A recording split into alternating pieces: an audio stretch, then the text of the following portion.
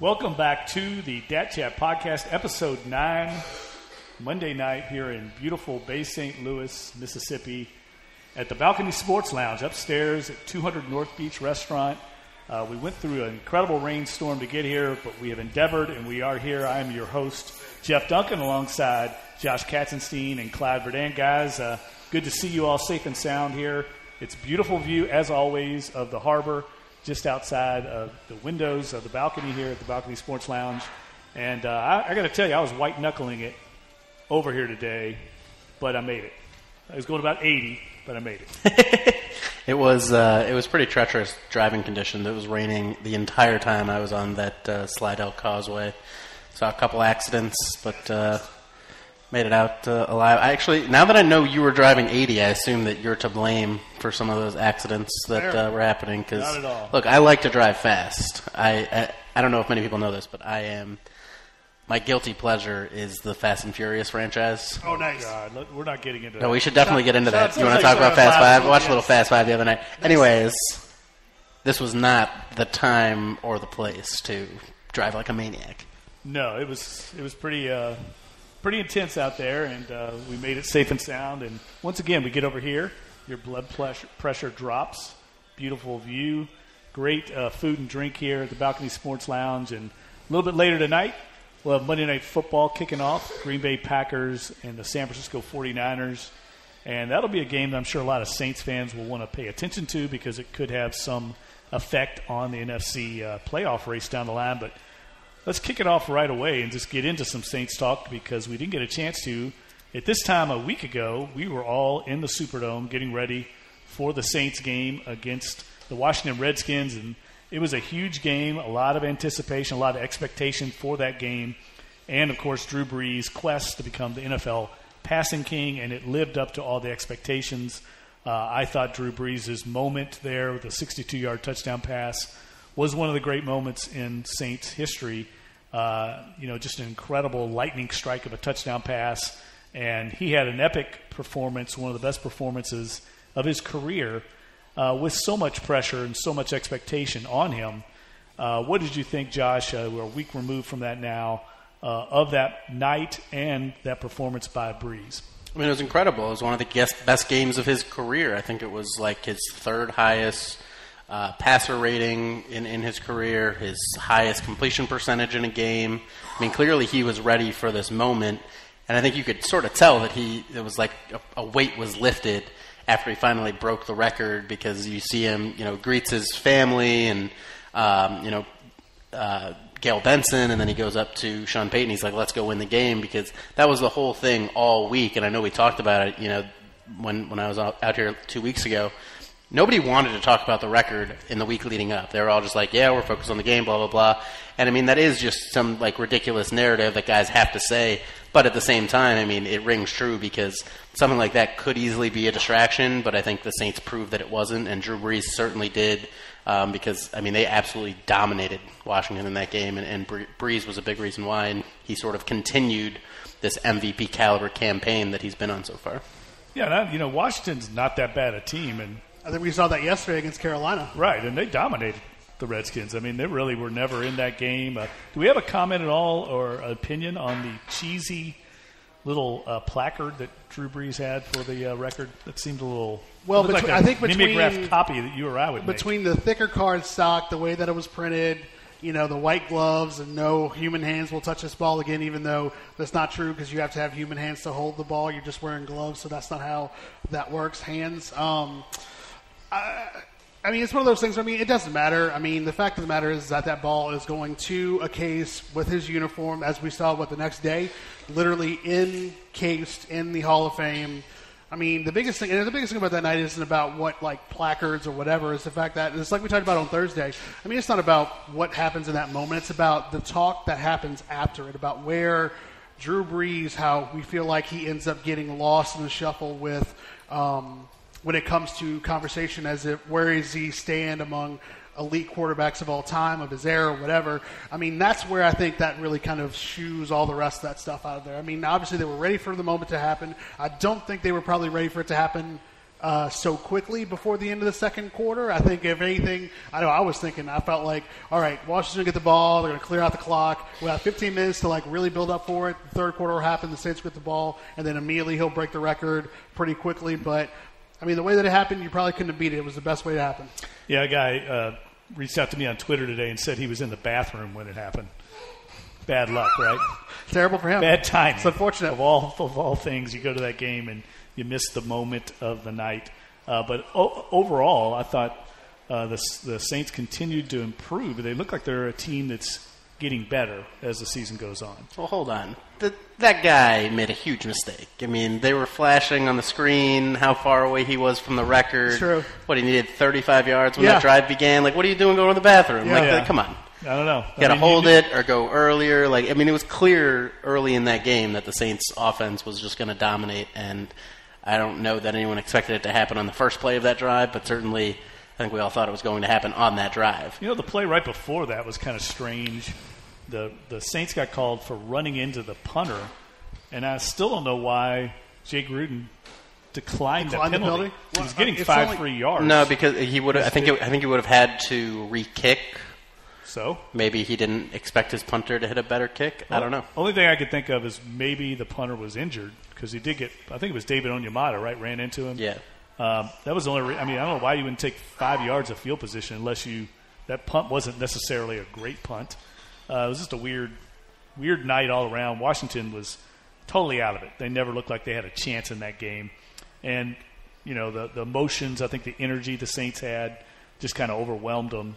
And they bounced back with a nice win yesterday. But I wanted to ask you today. I tweeted out today. I'm sure both of you all saw it because you all probably refresh your Twitter accounts on my timeline. The young kids use the reuse applications that refresh it for us. So we're good. We see really? There's young kids here? Yeah. Younger than you, at least. The Saints are leading the entire NFL now in run defense. Is that a little shocking to you all? They lead the entire league. I mean, we know they've been playing better against the run, but they shut down Adrian Peterson that game. Now, granted, the Redskins got behind and had to start passing every down. But I still think there's a consistent theme that we've seen so far, and that is that the front seven, I don't think there's any dominant run defenders there, but they are playing well together as a group, and they're not giving up any big gash runs. I mean, everything's about 6 to 7 yards tops. So it's not that surprising to me because you think about it for a few reasons. First of all, teams haven't had to run. The Saints' pass defense was so bad in those first 3 games that teams could just exploit that, and there was no reason to run the ball when you know that anytime you threw it at Ken Crawley or P.J. Williams that you were going to get a big play. I mean, so they didn't really have to. And then you look at the situations of the game. The Saints were ahead of the Giants for most of the game. They were ahead of Washington from almost all the game. And I don't think that those are teams that need to run in those situations when you're playing from behind. Plus, you think about the Saints haven't really played that many good running backs so far. I mean, obviously Saquon Barkley is a stud, but they found a way to shut him down. Yeah. I know we all talk about Adrian Peterson like he's, been playing so well, but I mean, he's sort of like an off and on kind of guy. I mean, he'll have a big game and then a really bad game, and I think that was sort of the case. He also got dinged up. He got lit up. Chris Thompson twice. got a little dinged up, and he's really more of a receiving back. Yeah. So I think, as it goes, set up by his quarterback. Right. Smith did him no favors. Well, that was a weird play. There was like 2 receivers like right in the same vicinity. And obviously, Craig Robertson just destroyed Chris Thompson on that play. Yeah. But I'm curious to see how this run defense does against a Baltimore team that is definitely going to be run first on Sunday and, has had a lot of success behind Alex Collins this season. But I don't think it's that big of a fluke for the Saints. I mean, Marcus Davenport was talking about it today that it's sort of their mindset. I mean, they are very much a run defense focused defensive line, and that seems like every team should be, but you look at the guys that they add. I mean, Alex Okafor was always a better run defender than a pass rusher. Marcus Davenport they liked for his run defense in college just because he has that length. Even if the pass rush might take a little bit of time, and it's certainly getting better. They thought he could be a good run defender right away. Their defensive tackles are obviously pretty solid, and they're deep now with Taylor Stallworth in there. So. And then Demario Davis obviously playing a key factor in that he's too. Played well lately. AJ Klein's played well, since the first game of the year too. So I don't think it's really a fluke. But I do think this will be a big test, and then if Dalvin Cook is healthy Yeah. in 2 weeks against Minnesota, that'll be another big test. What did you guys think of Traquan Smith's game? I mean, we've heard a lot about him coming in. We saw him in preseason, and it looked like he was going to be a guy, was going to be a factor, and all of a sudden he kind of drifted away, didn't make a lot of plays early on. Ted Ginn Jr. finally has to sit down. Traquan Smith's on the spot, and he has a breakout game. I mean, a huge game. Do you think that was he was a one-game wonder, or is that something we're going to see going forward? Well, you probably couldn't have picked a better game to have a breakout party, such as on Monday night, on such a big occasion, and then basically not only catching the touchdown pass that broke the record to end the half, but obviously having another big touchdown gain. And I think you alluded to it a little bit. I think without Ted Ginn there, and I think without having that really strong, fast, quick, deep threat, this may be something that I think we come to see a little bit more later now down the line, is that I think you see Traquan Smith being a little bit more integral in that offense. I'm curious what Josh thinks, because I know, we've talked about Cameron Meredith and how Cameron Meredith he's saying he's starting to feel a little bit more comfortable in the offense, and he feels like he's going to have more opportunities to really be integral in the offense. How specifically the wide receiver core is going to continue to try and get touches when you have Michael Thomas playing so well, and then now you know that you at least want to have some semblance of a deep threat obviously going along as well. Traquan Smith's not a one-game wonder, but I would not rush to your fantasy waiver wire to get him in the lineup. That's this fair. week. That's what I was asking him. No, I know. It's all about fantasy. I got a quick sidebar. I gotta talk about watching games on Sundays, because the past 2 Sundays Is I've it had awesome? off, it's terrible. Oh my! Like, what? all my friends are so irrational. Is it awesome? It's terrible. They're watching football, and no matter what happens in the game, that's terrible for me. That's awesome for me. Okay, it's only about the fantasy squad. Every crazy, single dude. play. That's Every single play. Exactly That's right. fair. They cut in, the red zone cuts in I to a love guy. red zone. It's like, why didn't you throw it to Julio Jones? It's like, who cares? Like, That's fair. are we watching football? Like, I'll never understand it. I had a roommate a couple years ago who, like, I'd be watching him, and he would just be, like, cursing at these players, like, you son of a blah, blah, blah. And it's just like, dude, like, it's the first quarter. Yeah, like, relax. you might get your fantasy stats. You need to chill. Yeah. So that was then this is, old man yelling in a cloud right now. But at the same time, like, I really wonder if anyone watches football to watch football anymore. All right. Now Sorry, you've got Traquan that Smith. soapbox. Do we have a soapbox here? Or? That's one of Jeff's Sounds rants. like, It was real sounds like good. me. That was I'm awesome. the only one allowed to do. Well, the I old hope man the rants. people enjoyed that, and I hope they're all watching the Monday Night Football game, needing such and such points from some guy, and they're like, "I told you," whatever. Well, just think what it's like to be a player. I'm sure that they I'm hear sure. that all the time. I understand it a lot better just after these last 2 Sundays. Well, I couldn't understand Alvin Kamara getting questions Oh, my to God. Peyton about Alvin Kamara not having a big game. It was all fantasy related. Dude, that was like a huge storyline on Tuesday. Like, why isn't Alvin Kamara involved? I saw some national NFL writer being like, "Is Alvin Kamara still alive?" It's like, dude, calm down. Relax. It's like Kamara. You got 4 weeks. And one of my friends was like, "Well, Alvin Kamara cost me my game last week," and I told her, I was like, "Yeah, well, he's the reason you're 4-0. So maybe you just chill out a little bit." Anyways, rant over. Traquan. Yeah, sorry. Traquan Smith, though. I don't know that he's going to have the same opportunities every week, but I do think he definitely showed the potential, and certainly whether it's later this season or next year, he should be a big factor in the offense. But I think one reason to think it might not happen, consistently right away. I mean, that 62-yard touchdown where they broke the record. I mean, that was a very fluky play. There was only one guy on that side of the field, and he whiffed in a terrible way. And blown coverage. Yeah, it was a blown coverage and then a bad tackle attempt. I mean, those things just aren't going to happen every time. I mean, you got to give Traquan Smith some credit for running his route and getting open and getting to the end zone. But I don't think, that was the 111 or however 100-plus yard game that we would truly expect from a receiver who we would call a breakout guy. Yeah, more impressive was that catch he made right along the sidelines for about 7 or 8 yards. That was going to be the question I was going to have for you. I know, talking about one-on-one matchups, I really wanted to ask you after Sunday but that wasn't the first big play that Washington secondary had given up, and there were a few times where guys were just absolutely wide open. Was it something that and I know you were in the locker room, and I know Amos is in the locker room, and kind of we'll get to the whole Washington defense and Josh Norman and all that craziness later. But was there something that Washington maybe thought that they could do in terms of like, I don't know if it was like a soft press or just basically trying to contain guys, but there were multiple times where guys like Michael Thomas and Traquan Smith were wide open, nobody around them, where they were not only able to get huge chunks of yards, but they were also able to get yards after the catch. I think it was a heavy zone with a focus on Michael Thomas and Alvin Kamara, and that's what we're talking about for the first month of the season. That when you have two guys that are as productive as them, eventually it's going to lead a defense to just focus on those two guys and create openings for everyone else. So, we saw Traquan Smith took advantage. Yeah. Cameron Meredith took advantage. Mark Ingram did take advantage, but I hesitate to say that because, he's been doing this, for a long time. Yeah. And on those run plays, I don't know that has anything to do with their coverage. But whatever Washington did, it was terrible. And clearly they, made their corrections for the game against the Panthers this week. But I will say my favorite part of that whole post-game situation, besides the video of Drew Brees dancing that came out the next day. That was dope, wasn't it? It was amazing. And Craig Robertson's reaction is hilarious. So you good. have to watch this video.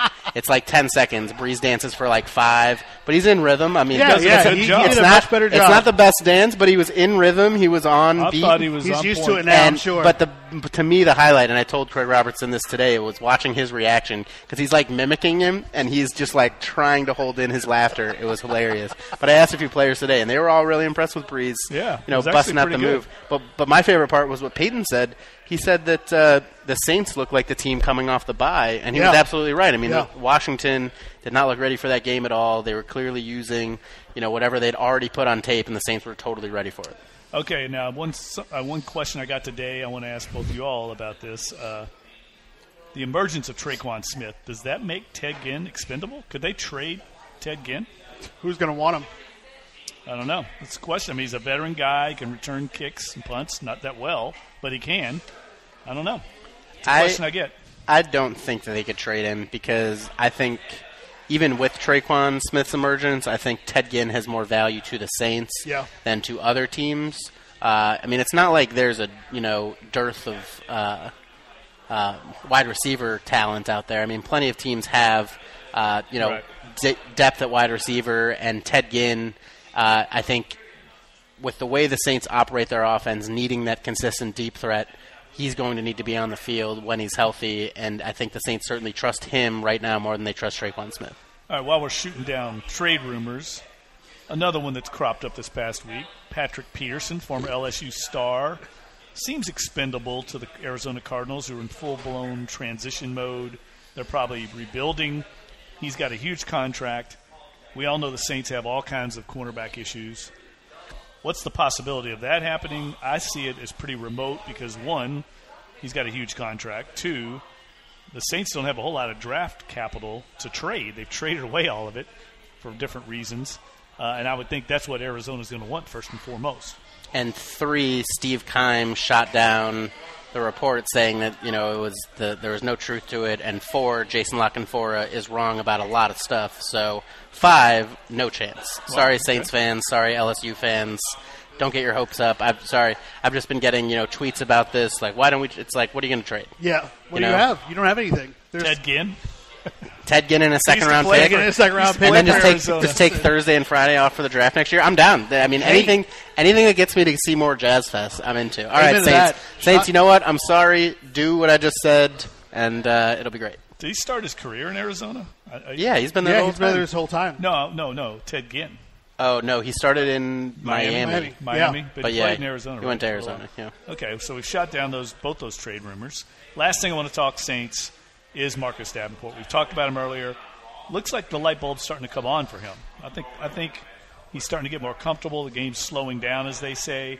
And if he comes on and just provides any semblance of pass rush, I think this defensive front can suddenly be a strength for this team. And I've said all along, that's what's different about this team than I think the past iterations of the Saints is they have 2 good lines in a league where line play, I think, is shaky for the most part.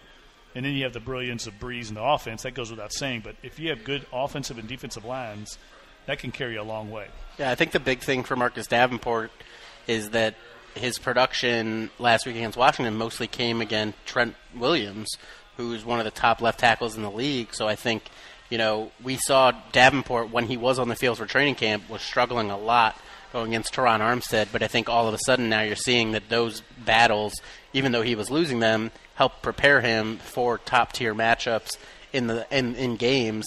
And I think, on Monday, against Washington, he was really great in that game. I mean, he looked powerful, he looked quick, he looked fast. Disruptive, and yes, and I think that, as he plays more, it wouldn't surprise me if within a few weeks we see him sort of leap Alex Okafor for that, role as the number 2 DN. Yeah, and that was the biggest thing, too, with, obviously everybody wanted, they wanted him to come out and be this all-world edge rusher, and I think now Saints fans are starting to realize and starting to understand this is the reason why they wanted to bring him in. They saw the upside. They saw what he would be able to do up against not only the guys that the Saints have on their own roster, but how that progression for him is only going to make him better down the line where they need him to be that disruptive guy opposite of Cam Jordan and what they're able to do in terms of containing. Because you're right. I think Josh is 100% right. You're going to possibly have a mostly healthy Dalvin Cook in 2 weeks. You're going to have to go up against a Todd Gurley who, in my opinion, or at least for most people right now, would probably say he's either the early favorite for MVP, if not it's him and Breeze, I think. Him and Breeze, and at least, and Mahomes. But the Saints are going to see better running games really going from this upcoming Sunday for the rest of the season. And because of that, you're going to need a guy like Davenport to continue that growth process from now until the end of the regular season and then into the playoffs. Yeah, and he's got a big game coming up against Baltimore. Last thing, I lied. One more thing about the Saints. This big road swing coming up.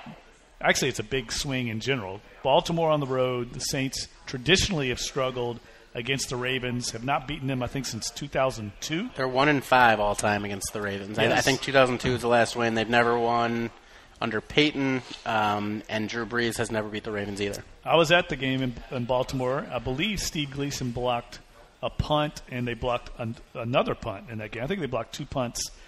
Usually you block a punt, you're going to win that game. That was the only time they won. They came back in the second half to win. And then they go after that to another nemesis, the Minnesota Vikings, who had their number last year, beat the Saints twice. That's going to be a big, what is it, a Monday night game or Sunday night game, right? So Sunday night. Sunday night game. That's a difficult place to play. And then they come back to the Superdome after that and play the Rams, who are unbeaten and the favorites right now in the NFC. I think if they win one of those 3 games, they'll be doing okay. I don't know. I can't see them winning 2 out of 3. I don't know. 3 out of 3. That seems like a challenge. I could see 2 out of 3. Yeah. But yeah, I mean, I agree. If you go 1-2 in those games, you're coming out okay. Because you come out of there 5-3 with a pretty easy, second half of the final third of the schedule, I would say, because Baltimore, Minnesota, both road games, Rams at home, Bengals on the road is going to be a tough game. That should be a big test for that secondary. We'll see. I'm sure we'll find out. Against Minnesota too, if the secondary has recovered. But certainly the Bengals will give them a challenge. The Rams will test them. Then you get the Eagles at home, and certainly the Eagles have not looked like the Super Bowl caliber team from last year. But you never know when everything's going to click for them. So I think this 5-game stretch coming up is obviously the toughest of the season. And, if the Saints can at least go 2-3 out of those 5 games, I think they'll be in a good position, especially because the NFC South does not look very good right now. No, it started great and has just completely fallen on its face. The entire league entire division looks awful. Who could have seen the Bucs and Ryan Fitzpatrick falling off? Yeah. I really thought they were just going to be the best team all year. They were going to be it, man. They were going to be the surprise in the South when the NFC South, and everything is going to be over from there. Well, big news out of Tampa today. Dirk Cutter fired Mike Smith, the defense coordinator. I believe they installed, is it Duffner, who is the former head coach, I think a college head coach up at Maryland. He's now the new defense coordinator. He could not do any worse than Mike Smith. I never felt like Mike Smith was a defensive coordinator at this level. Did you think he was a head coach at this level? Neither one. I think he's a position coach. He can coach, his linebackers or something like that. But I don't see him being a coordinator. He got exposed down in Tampa. So we'll see if that lights a fire into them. Atlanta, that was a big win for them because They needed it. They were desperate and needed it. And they're going to have to win games that way. They're going to have to score 40 points because their defense is decimated by injuries. They can't run the ball. It's going to be Matt Ryan and the passing attack, and they're just going to have to outscore people. And that's kind of what we saw last night in that epic game between New England and Kansas City. I mean, we focus a lot on the Saints and some of their defensive struggles here because that's what we do, right? But we tend to get a little myopic in our coverage. Nobody's playing great defense around the NFL. I mean, New England and Kansas City both have flawed defenses, and they're going to have to win games in the high 30s or 40s. And I think if they'd have played that game last night in Kansas City would have won the game. Well, they could have won the game either way. I mean, they just needed to not score as quickly. Score too fast. On that last drive get that the they ball had. back to Brady. Right, exactly. But, I mean, you look a couple weeks ago at the Rams-Vikings game. I mean, those are supposed to be two of the best defenses in the league. And, I mean, that thing was a shootout, too. So I think this is just a season where we're just going to see a lot of offense, in part because it changes every year with these slight rule changes. Mm-hmm. But, I mean, even however slight it is, when pass rushers are scared to hit the quarterback, which they are right now because there's going to be a penalty just about no matter how you do it, I mean, you see that the defense just doesn't play as well, and that leads to offenses, having these incredible games. I mean, there's all these quarterbacks that stink that are throwing 400 yards a game. I mean, Blake Bortles, sometimes looks like he's Well, what do you mean, except yesterday. Why is he your guy? I He like stinks. Blake Bortles. So you would make that trade, Eli, for send Eli to Jacksonville to that's not a bad trade. To run that. How could you trade Eli? Hey, man, that's the question. I'd rather have a bag of peanuts than Eli. That's one of those stories that we had from one of our sister properties up in New Jersey about whether it's time to pull the plug and should you trade, and this whole idea, the mythical trade of sending Eli to Jacksonville to reunite him with Coughlin and then let them go into the Super Bowl run and win a Super Bowl in Jacksonville. Call it a day, man. I just read the stories. I don't write the things. That's a classic thing of let's trade a guy who has no value because we want some value back. Like, I'm sorry. And because it worked 10 years ago. I think Ben McAdoo tried to make the transition a year ago in New York, and there was such public outcry, cost him his job. And, he may have been right. I love Eli, but he doesn't look like a guy that can carry a team anymore. He's got to have a really good offensive line and a team around him. He's very limited.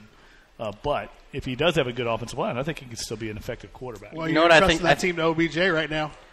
Well, and Saquon Barkley. I think what they should do is trade him to the Chargers because of how much he didn't want to play for the Chargers when he was coming out of the draft. Yeah. That'd be fun. I mean, now they're in L.A., so maybe he'd deal with it a lot better than when they're in San Diego. I'll never understand that. Like, who doesn't want to go to San Diego to play football? It sounds amazing. Like, I've always said that the best job in the NFL, and now it obviously doesn't work because they're in L.A., but, I mean, it still kind of does, but was backup quarterback for the San Diego Chargers. Because you don't have to do anything. You get to live in San Diego. It's perfect all year. Yeah. That's pretty good. Those guys want to win, and they have not won consistently.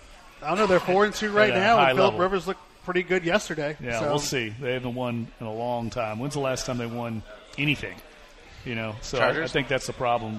And the reason that Eli didn't want to go there is at the time, the Spanos ownership, it was a mess. There was a lot of question marks. But, all right, let's switch gears. I know Josh wasn't there, but I was there. Clyde, were you at I was watching. Tiger Stadium? I was the only one watching. At Tiger Stadium on Saturday night, and that was a epic win. That's the night word of the night, by the way, epic. LSU knocks off number 2 Georgia in pretty dominant fashion, 36-16. It could have been worse if they would have scored a few more touchdowns. Cole Tracy goes 5 for 5 on field goals. They have a bunch of big plays. All of a sudden, their offense was just exploding with big plays on the ground through the passing game, and they really just dominated Georgia in every phase. I mean, it looked like clearly the better team. And that performance vaults them up now to number 5 in the polls. They're the top-ranked, one-loss team in the country. I think that's fair. Their resume, I think, stronger than anybody else in the country. 3 wins over top 10 teams at the time of playing them. So now they got a big game this week, and we're over in Bay St. Louis, Mississippi, so there's got to be some Mississippi State fans around here. Mississippi State, who really handed it to LSU a year ago, comes in what I would say is a classic trap game. Oh, absolutely. I mean, you got 2 weeks away. You got a showdown with Alabama, the top-ranked team in the country. You're coming off the big win against Georgia. And then you get a very competitive, tough Mississippi State team. I think this is a dangerous game. I think the spread right now for this game is 6.5, 7, which just screams. Not only is it a trap game, but this is a game that should have LSU's full attention going into what is going to be for them, I'm sure, a very nice respite in the bye week. But I think they'd rather obviously go into that bye week with a win much more than a loss. But this is what we talked about specifically going into the game last week against Georgia. How was LSU going to, at home, knowing full well that they were going to have these next three home games around the bye, how are they going to approach it? How are they going to attack it? How are they going to take it seriously? Georgia, outside of their number 2 ranking, they've looked good, but they haven't looked like world beaters all year. You're going to have a Mississippi State team that, while is under a new coach and Bob Moorhead, still has Nick Fitzgerald who can carve up that defense, and we've seen him do that numerous times over the last few years. And then go into that bye, then come back with Alabama. I think after that loss to Florida, we all kind of wondered how was this team going to manifest itself into a real contender to the SEC West. And I think we saw a little bit of that this coming weekend. Obviously, going forward on 4th down multiple times was something that Georgia was not ready for, and every time LSU did it, and every time they converted, it was like another bit of like life-sapping energy from whatever Georgia felt like they were going to do. My biggest thing is the play that I think defined this entire game was that awful special teams fake that you could have at least gotten some points on the board if you were Georgia, even if it was a field goal. Even though you couldn't punch it in, you're going to decide to run an absolutely abhorrent fake at that moment. To me, signaled that Georgia was not ready for this game. They were not prepared for what LSU was going to bring to them. And once LSU got going, game is over. Like, the score line does not say how much LSU dominated this game from every facet, from the defensive line to the defensive backs, linebackers, to Joe Burrow, the wide receivers, and the running game. This game was set after that play was over, and LSU, all they had to do was continue to do what they were doing. And for me, that's where it stopped, because you had Devin White, who was the SEC Defensive Player of the Week. You had Cole Tracy go 5 for 5. He was the SEC Special Teams Player of the Week, tied the record for most field goals made in the game in LSU. I just don't know if you're Georgia right now, and especially the SEC East. It's like, what did you really think you were going to come and do against this LSU team, not as prepared as what they were? But credit to LSU. They showed how stout they are. And I know Josh is going to get into this, how stout they are not only on the offensive side with Steve Ensminger, but how strong that LSU defense is. Well, as usual, I got to disagree with you guys. Oh, my God. I don't think this is a trap game. I think they are going to dominate Mississippi State. Ooh. I think this is very much like the Saints-Redskins game where, you see one team that is a little bit overrated, coming off a bye, would seem to have some sort of advantage against a better team. But ultimately, the better team is hot right now, and that's LSU. I think they have the defensive guys on the edge to contain Nick Fitzgerald, which will obviously be the key in the game. Because if you let him run, it's game over. That's how he dominates and takes over games. But I think, LSU has the defenders to make sure that's not going to happen, and they have the secondary to make sure that they lock down those receivers. So I think this could be a dominant game.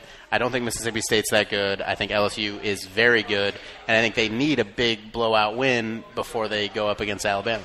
Well, I think they've changed a little bit how they're attacking teams offensively. Moorhead came in, was trying to instill a little bit of a different offensive system there than what they've been running, and I think he realized that was a mistake. I think they scored 7 against Kentucky and maybe 7 against Florida. Yes. They haven't not scored a lot of points, and then they haven't given up a lot of points either. Like, right.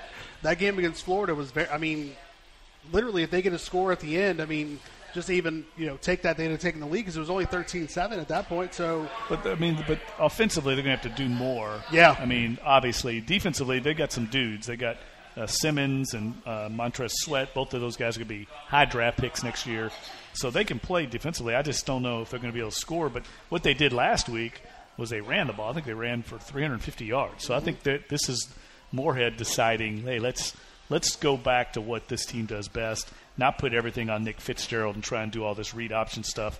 Let's just line up with our big hogs up front and try and run it. So that's going to be the challenge for LSU this week. And LSU was getting run upon by Georgia, and then once they got the lead, it kind of forced Georgia to go to the passing attack, and that played right in their hands. Either. And that's the thing. And I understand where Josh is coming from too, and I think he's right. I think when, it's like I remember it was a year ago now when we were doing the show on radio, and this was after after the loss to Bama, and it was, Larry was like, they're not going to win another game for the rest of the year, and I was like, Larry, like, you take this team, I take my team. It's like, all right, now I'm going to put my talent against your talent. I have LSU's talent, you have Arkansas's talent. Who are you going to take? Because I'm going to take LSU's. Same thing with A&M and whoever else we had at the end of that year. And it was like, I don't think that the idea that LSU's talent should be questioned. It's just that these games and these specific types of games for LSU have sometimes come to be a little bit harder than what it should be because of either a big win before or a really tough loss. I think I harken back to the Florida loss a few years ago where literally you're on the goal line and you're trying to punch it in. Like, literally after that game, I mean, that was wiped clean. The slate was wiped clean, and you go in and you take A&M and you basically run it down their throats. It's just one of those things where specifically how this team reacts to either success or failure and how they take that into the next week against a team that does have enough pieces to make your life a little uneasy, but it shouldn't be anything nearly to the fact that LSU shouldn't be able to overcome that in droves with where you talk about a guy like Greedy Williams or you're talking about Grant Delpit, hashtag Delpit for Heisman. I don't even care, man. The kid's that good. Or whether or not you're talking about offensively with Clyde Edwards-Helaire or Nick Brissett and with what Joe Burrow's been able to do.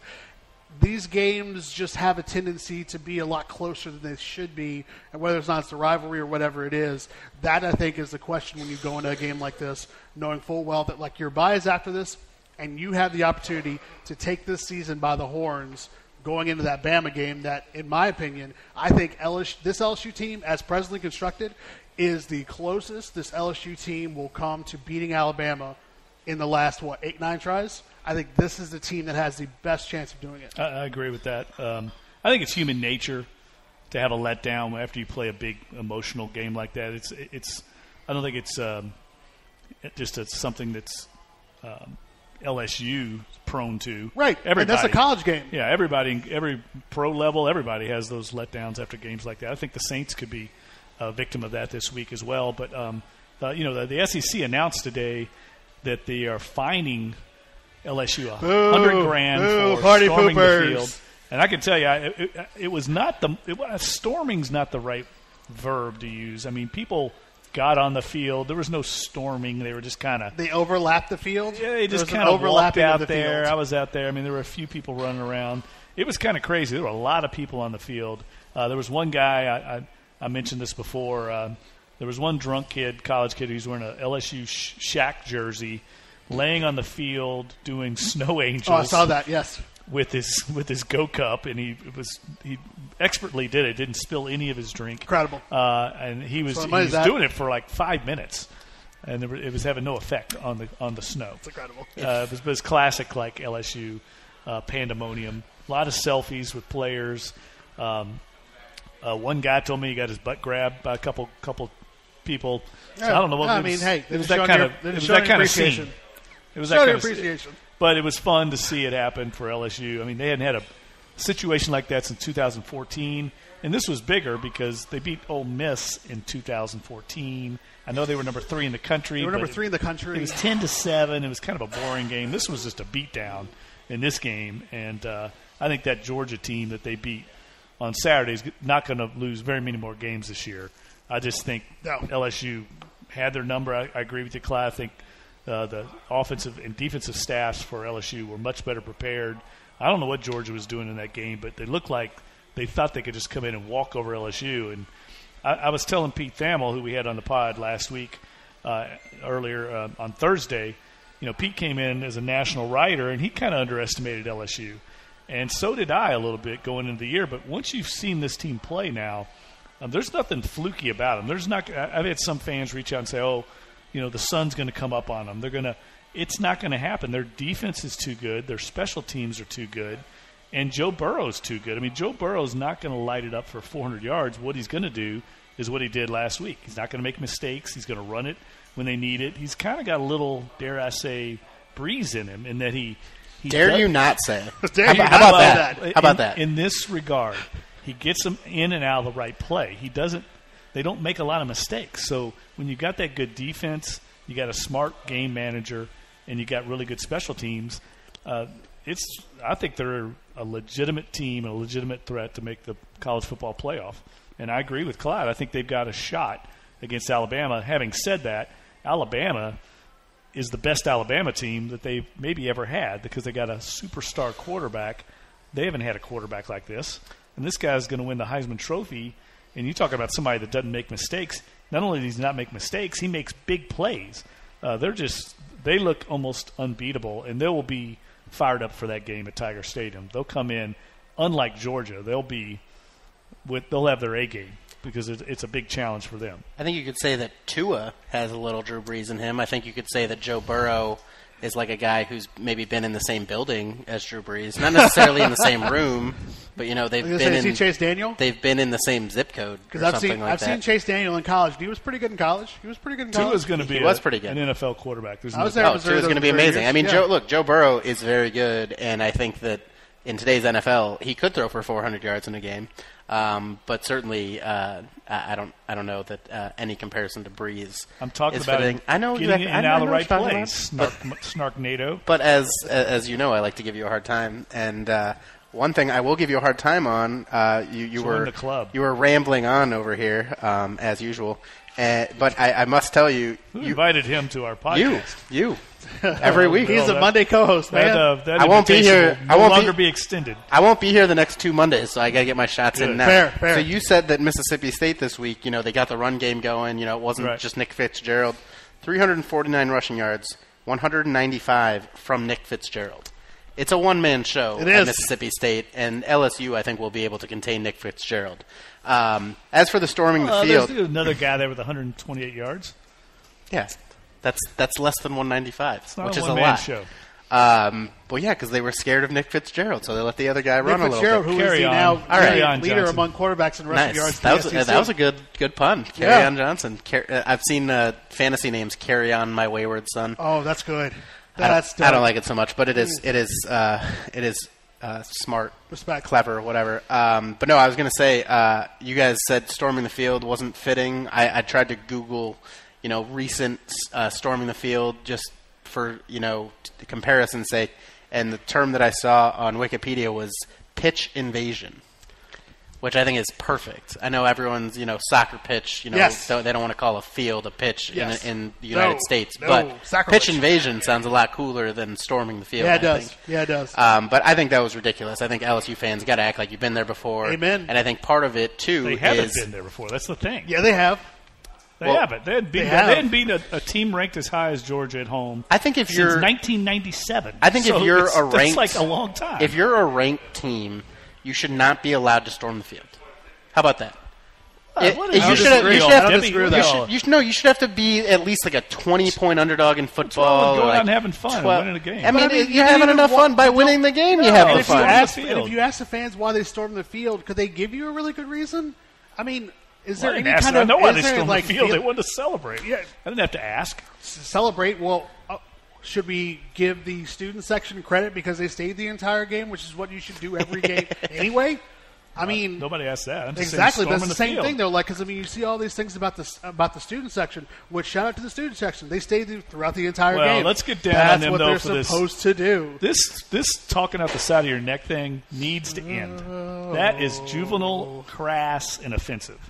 There's nothing cool about it. You're not going to stop it, man. Although apparently not cool. Although apparently the Alabama fans did right by Byrne and the Alabama athletic department, and now they're going to play Dixieland Delight every week because they didn't say whatever offensive words are in that chant, and everybody went home happy. And yet, hey, man, kids are going to do what they want to do. But, I mean, at the end of the day, if we're talking like a vulgar chant or storming the field, those kids in that section are going to do what they want to do regardless of what everybody else in the rest of they ban the song again because which is what they had to do. They banned the song and they still played it and they still sang it, and they're not going to do it again. Without the words. They're still going to do it. National publicity in the wrong They've got way. national publicity before 3 years ago when Joe Oliva and Dan Bournet had to say, don't storm the field. They stormed the field anyway and they got fined. We're not going to play neck. They played neck anyway 2 years later. It's the same thing. It's going to happen. It's cyclical. Play it neck. Happens. Just don't act like idiots and curse and use offensive words. Well, maybe LSU should a lot take of the people same play route. neck. It's been yes, played they do. for years. Yes. especially in fantastic historically song.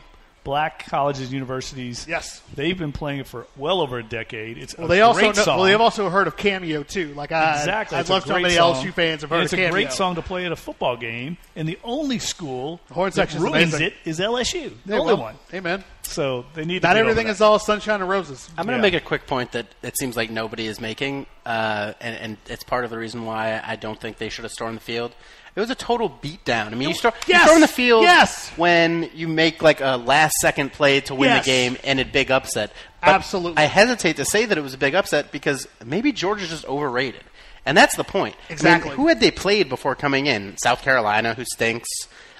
Missouri, Tennessee, Vanderbilt. I mean, they hadn't played anyone. Like, I think their number 2 ranking was totally – I mean, they earned it based on what they did last year. And I think LSU just showed that they were a better team. This wasn't just some one-night, fluke on either side. I think LSU was better. They deserved to win the game, and they deserved to have their fans act like they deserved to win the game. As you would say, as a horse racing reference, they led wire to wire. There was no doubt that this team was going to win once they started the game, once the kickoff started. Once LSU got on track, there was no stopping them. This is not like you were down by 20 like you were to Auburn, and then you get a couple miracle plays and you come back and win that game. It's not like you're playing Alabama and you get a Hail Mary in the last second to win that game. You were up the entire time. You had dominated that entire game. What need was there at any point to say we were going to storm the field to celebrate a win where we dominated and completely trounced them from the start? There was no reason. There was absolutely no single reason other than the fact that when we talk about LSU fans, when we talk about fans as a whole, the only thing that we're talking about specifically in this day and age is how fans are less attending games and the reasons why. Why aren't people going to Alabama? Because Alabama wins too much. We have too many national championships, and everything is boring. We don't play enough good quality games in Tiger Stadium. Too many neutral site games. Too many people who are buying enough tickets or the people who have money and not kids. Everything is about everything other than what has to do with the game itself. What is going on here, man? Sorry, Josh. I got to get over. Rant's You on got both me going. sides of me. I just think we need to give full of the LSU vinegar. some credit. Yeah, I'm the exactly. meat in a LSU rant is sandwich here. They are a quality program. That was a quality win. Act like you've been there before. 2 weeks from now. Yeah, if they beat Alabama, you can storm the field. Do what you That's want, fine. man. All 102,000, bro. A couple Debbie Downers Do and it. negative Nellies up here, man. It's kids wanting to celebrate a huge win. I'm all for it. I think they should. You celebrate After the game in Tigerland. That's where everybody goes. I love You're it. I going to love Fred's, every bit of it. All right, let's switch gears. One last segment here before we sign off. The SEC East, now that Georgia has lost, which is boring, is kind of wide open. Florida, Kentucky, I hate to say it, is in this mix. Told you. Love it. Kentucky, Go Cats. Florida, and Go Georgia. Cats. Go Cats. But here's the UK. thing. Here's where I disagree with some people mentioned earlier today. They think that there could be 2 SEC teams left in the college football playoff. I don't see it now. I think it's down to whoever wins LSU, Alabama. I can't see. I don't see how anybody's going to have less than one loss now. Everybody's going to have 2 losses. Yeah, and I don't think you can get in with 2 losses. And probably at this point, the game, and I mean, especially after the way that Auburn got trucked by Tennessee over the weekend, that Auburn-Georgia, the Deep South's oldest rivalry game, that's not really going to have a lot of luster now because, right now the talk in Auburn is about whether or not how many more years does Gus Malzahn have on his new extended contract. Yeah, they're stuck with Gus. They're stuck with him for a while. So, I mean, this is what you get after going, after doing what you did last year and losing the big bowl. But, so that game's not going to have a lot of meaning. The Georgia-Florida game is still going to have some meaning, but really isn't going to have a lot. Georgia was really like your only hope that they would have had to run the table undefeated, go to the SEC championship game, either have a shot to either beat Alabama or finish with that one loss, and then have a few other things happen across the college landscape, which right now, I mean, it seems pretty clear-cut. Alabama's number 1. Ohio State's going to be number 2. And then from then on, you kind of now in a mode where you're talking about Notre Dame is completely firmly in. Notre Dame is going to be in until they lose. And then at that point, you're talking about is there going to be a Big 12 team? Texas is not going to go undefeated. Texas is going to lose at some point, and then they might lose a couple. So who is it going to be that other team that gets into the playoff? Is it going to be a Pac-12 team, probably. Washington's got 2 losses. Washington's got 2 losses. I mean, that overtime loss to Oregon is tough. So well, here's the thing. Here's the thing I was going to bring up. The only way they could do it, get 2 SEC teams in, is if what happened last year happens again. Yeah. And that is like LSU beats Alabama, and then Alabama only has 1 loss. Mm-hmm. and they sneak in. LSU runs the table, wins the SEC championship game. LSU would make it in, and then Alabama probably would still have enough. Yeah, still have enough juice to get in as that large. Exactly, and they get in. But that's the only way I can see this happening, because if Alabama beats LSU, LSU will have 2 losses. We're totally talking about Clemson. I mean, yeah, I don't think it's going to be hard for anybody to get in other than Alabama with 1 loss, because I don't think Florida or Georgia or Kentucky is going to beat the West champion in the SEC championship game. No. I mean, at this point, the only thing that you're hoping for, if you're an SEC fan that wants to see 2 teams in, you want absolute chaos, and you're going to need chaos in the Big Ten and the ACC. That's the only way that you can see it happening. Other than that, I mean, this is going to be a year where it's going to be Notre Dame and then the other 3 teams that are going to be in there unless Notre Dame loses. I want to see UCF in there. I would too. You're not going to see it. Get the Knights in there. You're not going to see it. I'm a big proponent of getting the non-Power 5 school in there somehow. Speaking of, we can give at least the American a little love. We've got 3 teams back still in the top 25. But it was interesting because, I mean, both USF and UCF had to come back from double-digit deficits to come back and win. UCF, which was against Memphis, and then USF's, I can't remember who they beat. I think it was Tulsa. It was Tulsa. Yeah, both teams look like they're on the road. Yeah, they were both on the road. That's tough to do. I don't care what level, on the road, to come back and win double digits in. So you're right, Clyde. Both those teams, I think, are legit. Tulane, we want to mention that. They had a bye week last week. We got a chance to talk to Troy Dannon, the AD. He's still very positive that this team can still make a bowl. But it really looks to me like they're going to have to win all those 50-50 games because they've got to go on the road and play Central Florida. Yeah. I can't see them winning there, and I don't think they're going to beat Houston on the road. Houston's pretty strong this year. They've turned it around under Major Applewhite. So I think that leaves them with 4 wins to get to 6 wins.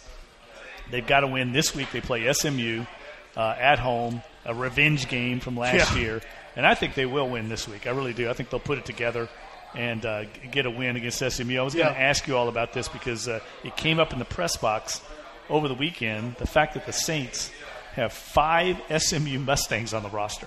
Is that going to be unprecedented? Pony up. I think they had 6 last year. Yeah, I mean, they had at least 5 last year. Yeah. But that just seems remarkable. It's crazy. That's that pipeline. Everyone wants to talk about Ohio State Ohio State that. The SMU pipeline is where it's at. Zach Line. Go Ponies. They got a Zach Line, Thomas Morstead, Chris Banjo, Zach Wood, the long snapper. And Josh Laribus. I'm going to have to ask them this week if there's anything on the line. They were all on the team last year. I'm trying to think if there was one more. I thought there was one more during the season. I can't remember who it was. And it's crazy to think that now we're talking about SMU being a player and sending guys to the NFL after how long they went without having a football program and how long that program was pretty mediocre for a while into June Jones until obviously, Chad Morris comes in, and then now obviously he's got a even bigger turnaround now at Arkansas more than anything. Sterling Moore was the other one. Sterling Moore. Gosh, he's an old school SMU guy. You're right. That's remarkable that they would all be on one team. Like the New Orleans Saints. Maybe the Saints just like to be efficient when in they find guys, they like Ohio State. They like guys, man, especially if they come from the same university or something like that, man. It's just something about how they find these guys. They all have the same traits.